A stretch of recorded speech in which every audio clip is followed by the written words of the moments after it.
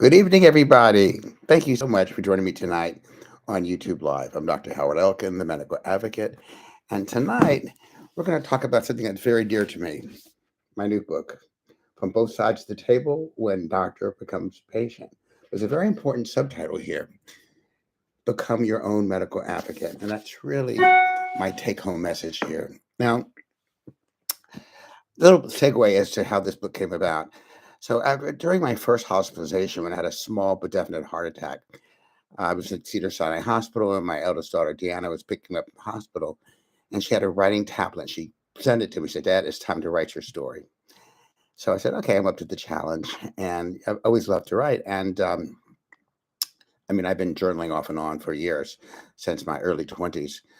So I did just that, and then it became like this is my voice, my contribution, and it has changed a lot, especially in the last few weeks since I actually launched the book. We'll go in that in a minute.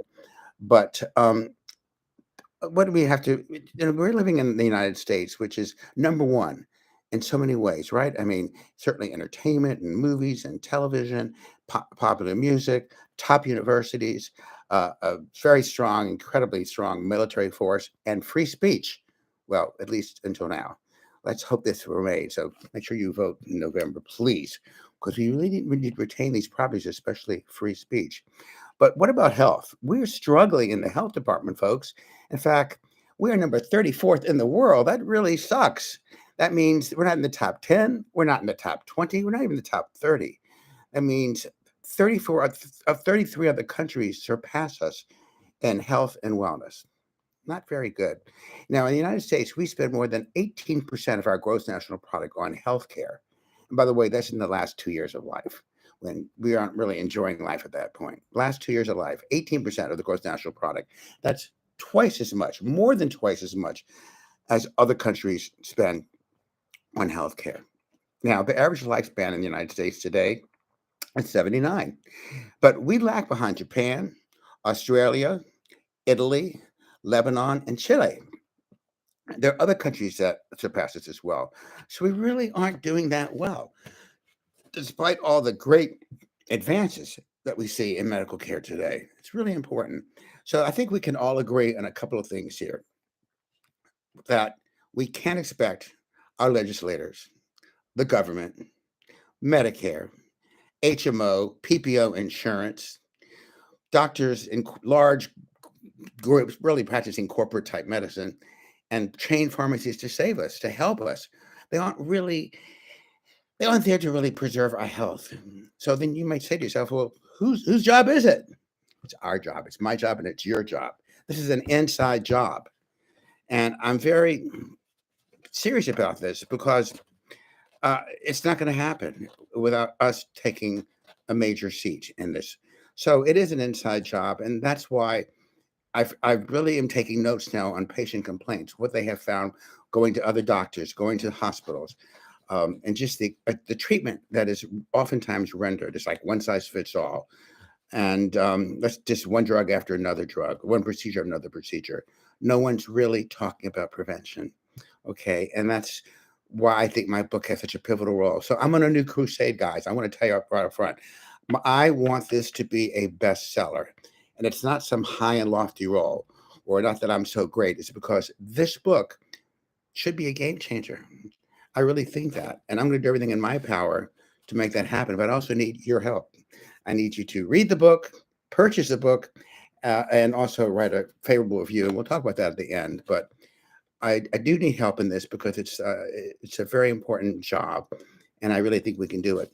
So the book itself is divided into 5 different portions. The first portion is my story, and it's a compelling one. So I was hospitalized twice in a span of 17 months for emergently for 2 different medical reasons. Okay, now the first one I had a mild heart attack. Now I got to tell you the beginning of the story because hopefully you'll be laughing with me, not at me.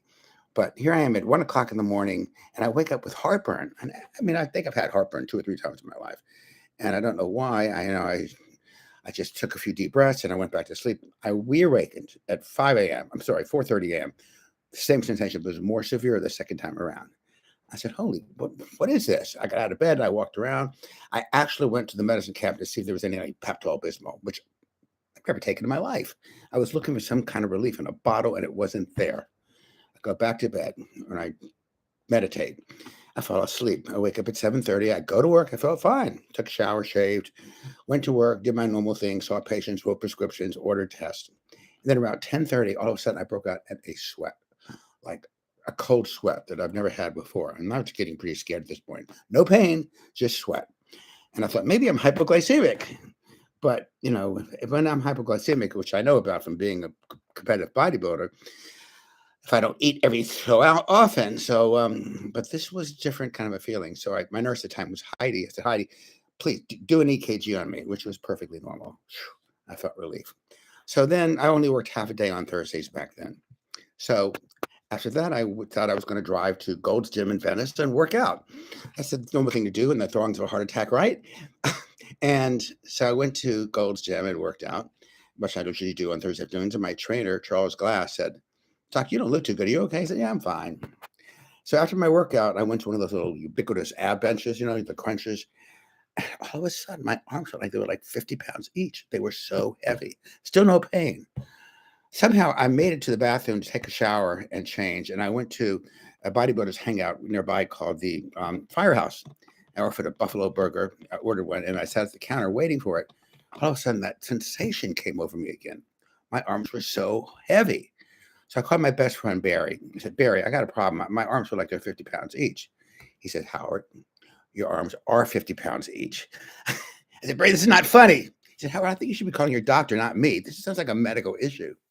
So I called my doctor, Dr. Gary Cohan, and I said, Gary, this is what's happening. He says, Howard, get your butt in the car and get to Cedars-Sinai Medical Center, the ER, right away. I said, you really think it's important? Yeah, I think so. It would look really ridiculous for a cardiologist to drop dead of a heart attack without being seen first. And if you want to learn how I got to the emergency room in one piece, you have to read the book. But I got there, and I had a heart attack, and I still didn't believe it until my daughter met me there, and then I was on the cath lab table, and here I am in surroundings that I was familiar with. I saw the camera, the monitor room, the screen, the doctors getting ready, and I said, holy moly, I'm having a freaking heart attack. It just finally hit me. I took a deep breath, and I knew that I wasn't going to die because I just knew it wasn't my time, and I knew that I was in the right place with the right staff. So that was hospitalization number one. 17 months later, I'm back in the hospital. I was in the throngs of getting ready for a contest, a national level bodybuilding contest. And, I'd had back issues since 1996 after the Boston Marathon. Then I was doing triathlons back then. And I just went from one thing to another. And of course, I overly stressed myself. And this time I was about 7 weeks out from the show. And I was just bending down, tying my sneakers one day, getting ready to do my morning run, and my back went out. Normally when that happened, which is about every year and a half, I go to physical therapy and get, a few weeks I'd be better. This time I didn't have much time. I didn't get better. I went to therapy, didn't get better. And I ended up in the hospital a few days later, and they were trying to see whether I would get better on my own. I didn't get better. I couldn't walk, guys. I could not. One night I got to get ready to go to the bathroom, and all of a sudden I was numb from the knees on down. Like all of a sudden, I didn't know what was happening. So I was like, I got to the bathroom, and I just plunged to the floor. I could not support my body weight. I was paralyzed. And that's how I got to the hospital the next morning. And I ended up having surgery 4 days later on Friday the 13th of June. And it was a really lousy surgery. First of all, it was a botched up surgery. The name of the surgeon will be nameless, but he really did not do what was necessary. It was called critical spinal stenosis. Now, I had a diagnosis of spinal stenosis since 1996 with my first MRI. It just got progressively worse, and this time it was critical. So he gave me a partial laminectomy and permanent nerve damage. Thank you very much. And after surgery, I could not walk. I could not put my right foot in front of my left. Imagine 7 weeks out from a bodybuilding competition, now all of a sudden I cannot walk. And I think I alluded to this last time on YouTube Live, my last session a few weeks ago. So this is when I step number one in being your own medical advocate. So the discharge planner says, "Doctor, I'm sorry, but we tried really hard, but your insurance company, Aetna, won't allow you to go rehab. They say you need to go nursing home." I said, "Are you freaking kidding me? A nursing home? I don't think so." Now here I am, doped up on medic, I'm on opiates. I can't walk. I'm in horrible pain, and I spent 3 hours on the phone telling Aetna that I ain't going to a nursing home. I'm going to rehab. 'Cause that's where I need to be. And the next day, I was brought into rehab, and that began another journey. But if that isn't bad enough, folks, 7 months later, I had a major relapse. Again, I wasn't going to go to surgery, and I ended up going to having conservative management, chiropractic care, and physical therapy. And I made that. I did okay, and the book describes all this. So that was quite a journey, and that's my story. I was very much broken after that back surgery, very much broken, but with determination and drive, I kept persevering. I just wasn't going to give up, and incredibly enough, I'm still doing the same today. I've still had challenges with this back, but I won't give up, and that's how I do it as a medical advocate. Anyway, that's the first part of the book. That was the fun part for me because it just came out like extemporaneously. The second part of the book is the medical part. And that's heavily referenced. So we talk about heart disease, we talk about major risk factors and minor risk factors and how important risk factors really are. And those of you that know me as a physician, I don't just treat numbers. I don't care what your cholesterol number is. I mean, I do care, but it's not the main thing. I'm more concerned about your risk than your actual numbers. And that's how I treat as an integrative cardiologist practicing functional medicine. So that part of the book really describes that in a way that I think most people understand, but it really emphasized stress as the unappreciated risk factor for heart disease. And that's really where I had my major problem. I mean, I had normal blood pressure, normal weight, athletic, never smoked, not a diabetic, no major family history. Genetic markers were negative. Like, why did I have a heart attack? And when you read my book, when you read that chapter on stress, you'll see why and how and why it's so important and why it's so unappreciated as a risk factor. The third part of the book introduces the whole concept of medical advocate. And we talked about this last YouTube Live. A medical advocate is a person that is in charge of their health. They take charge. They're in the driver's seat. They pull in the reins. They do everything within their power to make their health a number one priority. So I talk about that a lot. And I introduce some concepts that were, I think, relatively new. First of all, patient bill of rights. Number one, your right to be heard. And that's still the number one complaint that we hear all the time from the medical profession, that patients will continuously, since day one, they do not feel heard by their physician, or they got one foot out the door and one foot in the door, whatever. So that's your number one bill of right. You need the right to be heard. It's all in my book. Then also the responsibilities. You have responsibilities as a patient. You don't just take a pill or do a procedure without asking why, without doing research. Sometimes you have to seek a second or third opinion. You do whatever you can to feel satisfied that you're making the right decision for yourself. So that's your responsibility, no one else's. The third part of the book is, I'm sorry, also in that chapter about becoming a medical advocate, I talk about heroes because I figured real early, okay, people can say, oh, he's a doctor. Of course he figured it out. Wasn't so easy. Most doctors are not great patients. I became a very good patient, but you can't think of a doctor as a paragon of a patient. So I interviewed about 8 people, I believe, in that chapter, people that did not have a medical background, who grabbed the bull by the horns, who stayed in the driver's seat and did an amazing job. So I interviewed these people and I described them in my book, and I call that chapter Heroes. There's also a chapter called My Dream Team, because you don't have to do this alone. So look at my dream team. So I have my dream team director, who was a retired chiropractor, who's my closest friend, was with me since the relapse, the first relapse, 7 months after surgery. Then a physical therapist and my bodybuilder, my body worker, my wolfer, chiropractic, acupuncture.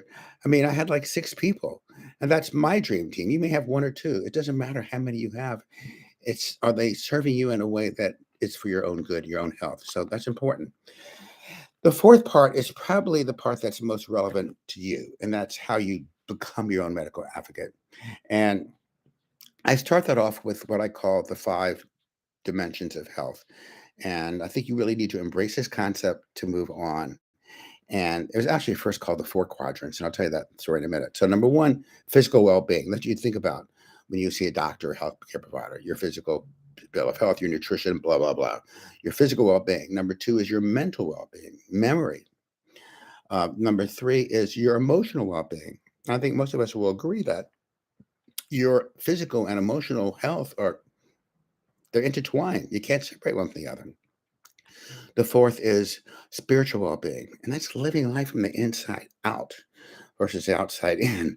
And so it's important because it's like embracing a power greater than yourself to help you get through these times. And I work on that every day. It's very important.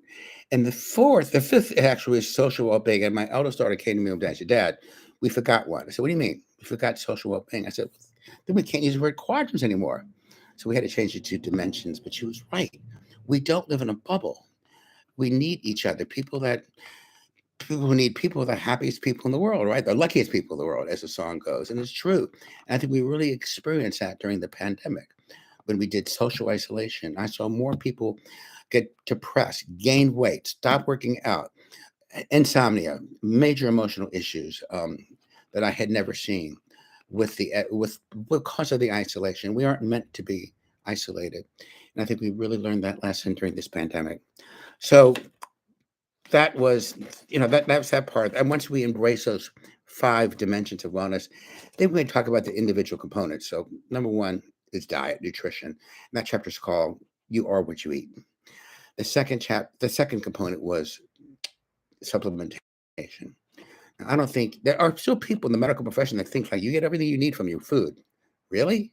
In 2022? I don't think so. Look at the status of our soil, depleted of minerals and so forth. Not to mention pesticides and all kinds of herbicides and stuff like that. Yes, we do need supplements, and we've talked about that in a previous program before, YouTube program. Number three is exercise. That chapter is entitled "You Gotta Move." And you do. The fourth one is on stress management, relaxation, being in the present moment. And that chapter is called "You Gotta Breathe." And the fifth part of that chapter is called it's about anti-aging, one of my favorite subjects that I'll probably dwell on in a future book. And it was called "How to Avoid Aging Ungracefully Ever After." And so that was really my book. And I had an outline for all these chapters. I always start with an outline. But then something happened to me. In May of 2015, I had another relapse. And I was involved with a cancer walk. And I was walking on uneven ground for several hours, just walking, nothing more. And then the next day I couldn't walk. I couldn't push off. I was like crippled, no pain, but I couldn't move. That began another journey of like 6 or 8 weeks.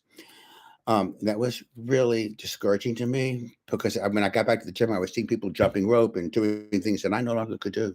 I just couldn't do them anymore. It was out of my repertoire of activity. My speaking coach, who's became the editor of my book, Jack Barnard, he said, "Well, this is great from a marketing standpoint." I said, "What? Marketing?" He said, "Yeah, because this is what life is all about, Howard. You think you have everything planned. Everything is an outline. Everything is working hunky dory. And then all of a sudden you get hit with a big one, another big bump in the road." And I thought about it and it made sense. So this part of the book, I had no outline. I didn't know where I was going to end. And I didn't, so, and I wrote it differently. I wrote it extemporaneously. I wrote it as if I was writing a journal, like a diary or a journal in the first person. And, I used fragmented sentences. I didn't care about grammar. I used a few cuss words. I just wanted to sound like, I wanted to be me writing my own story as it happened without a plan. So that's it. That was it was an amazing experience for me. It was a 10-year project, folks. It wasn't overnight because I'm basically relegated to weekend writing since, I didn't have much time during the week since I'm busy working. But now it's your turn. So I use this because I'm just leading as an example. Like my editor says, "Howard, no way you could do all the stuff you do. You're out of this world. No one does this stuff. I border on being over the top. And that's okay because I don't expect that from everybody. I'm not trying to set a record. This is what I do. I'm unstoppable. I won't stop until I get to my goals. But everybody has their own goals, and everybody does things differently. I just want to. I want to set myself as an example because I don't think most doctors are good role models. I want to be a role model because I want you, my readers, my audiences, to appreciate the fact that you too can give yourself permission to embark on this healthy adventure and this short journey we all have called life. So thank you very much for listening to my story. And see if you have questions here or any comments. Okay. Um, why do you think most physicians don't listen to their patients, even if they're a doctor? I tell you why. They don't really have time. I mean, if you're in an HMO or in a large group practice, you are told, this is serious, I'm not making this up. You are told you have about 7 minutes to see face to face with the patient. That's it, 7 minutes. Anything more than that, then you are not being cost effective. Or maybe I should say time effective, which ends up being cost effective. That's a faux pas. But so they don't have the time. They got to be in and out.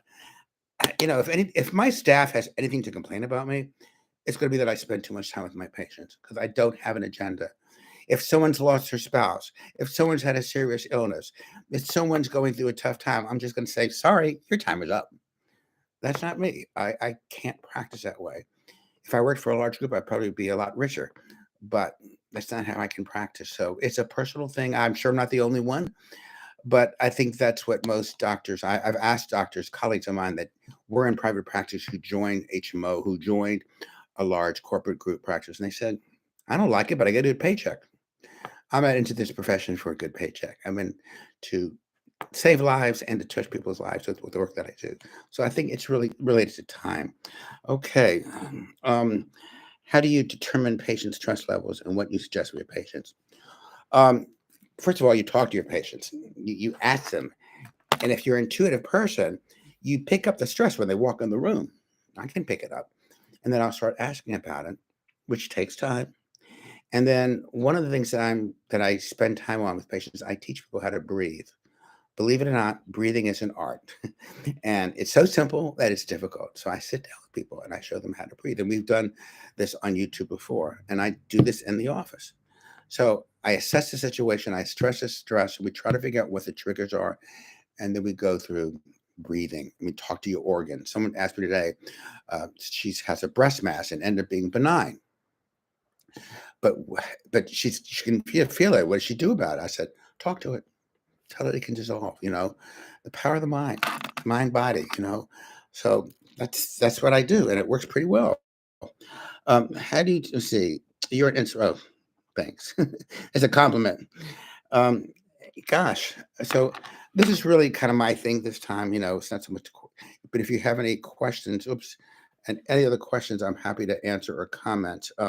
Okay, let me see, read this one. Somehow my computer went to a split screen, so I'm struggling to see here. Okay, if you had time, it would be great if you had your own gym. And I wish I did have my own gym, and yeah, I thought about this a few years ago. Who knows? Maybe in the future, we'll see where this goes. Right now, my big thing is getting the book out to a lot of people. My stress levels with everything you were going on, your family life in the early. Oh boy. Well, okay. Well, there's a whole chapter on what I went through. Let's see.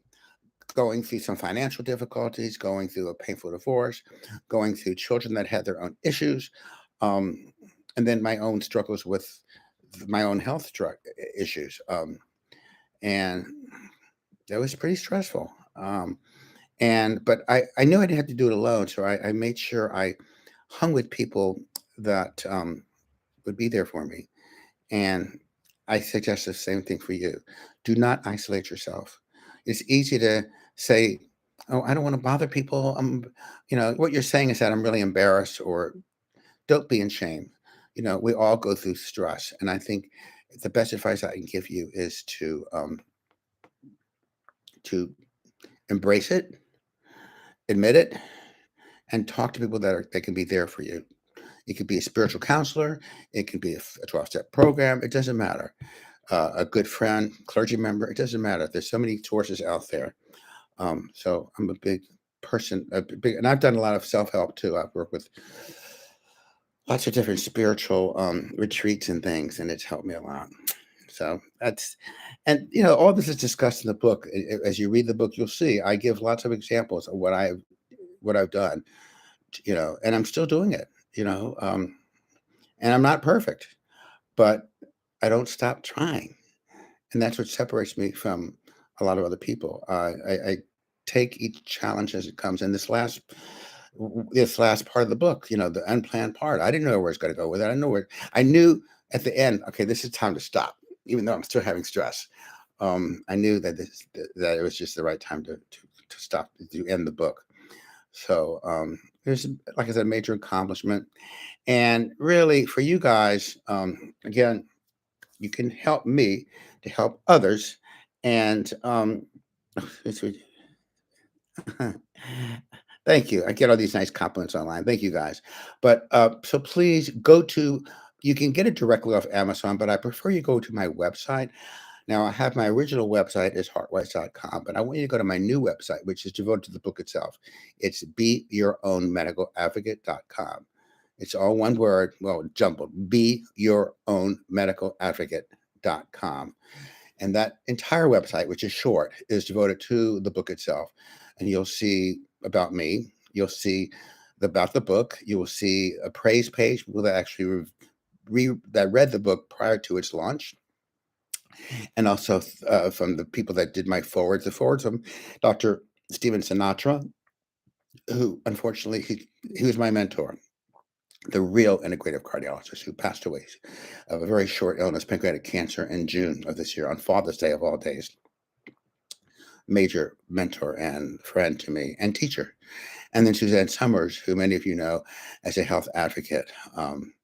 So I have two forwards from those two people, and I don't have that that's in the book itself, but it's alluded to in the website. And the important thing is the one that says link. Press on that, whether it's your phone or whether it's a PC or a laptop, and you'll see a button that says buy now, okay, or buy here, I forget which, and you click on that. That takes you directly to my Amazon page. But I'd rather you go through my website because you learn about the book, number one, and number two, we can keep better track of who does what. Plus, if you're the first 50 people that purchase the book, whether it's Kindle for 99 cents or whether it's the paperback for $18.95, you will get my own supplement, my ImmunoWise, which I came up with after the pandemic began. So it's really kind of a little freebie thing that I want to give people, that the first 50 people that sign up for the book itself. So you have to go to the website for that, and share it with people. Christmas is coming. That was one of the reasons to get this thing done during the last quarter of the year, because this makes for a great Christmas present. Anyone that's interested in health, you can turn their lives around by sharing this book with them. And because you really you're my advocates now. I need you. I may be your doctor or your spokesperson, but I need you to help me spread the word, because this book is worth being a bestseller, not for money or prestige, because it really is and can be a game changer. So thank you so much, guys. And I'll see you in a few, because I haven't figured my next one yet, but it will be soon. So thank you. And we'll see you. Probably it'll be 3 weeks. I have to be, it was every 2 weeks, but with this book and the things that I have to do to market it, I don't have as much time, but definitely you'll see me in 3 weeks. But please subscribe to this channel, because you will be given an alert as to when the next one is. So if you subscribe, you'll know when my next program is. And also, if you could if you happen to see a video that I do, if you could just click that like button, it helps very much. Okay, good. Thank you guys very much. We'll see you soon. Thank you so much for listening, and enjoy the book. Thank you.